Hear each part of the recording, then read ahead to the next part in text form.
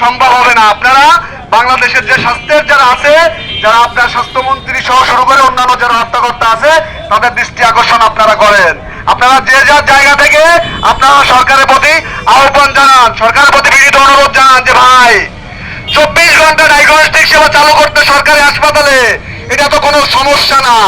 তাহলে আমরা এই শুনি গ্যাসের সমস্যা, বিদ্যুতের সমস্যা, সমস্যা থাকতেই পারে, এই ধরনের রাষ্ট্রীয় বিভিন্ন কারণে সমস্যা থাকবে, সরকার এটা আস্তে আস্তে সমাধান করবে, কোনো সমস্যা নেই।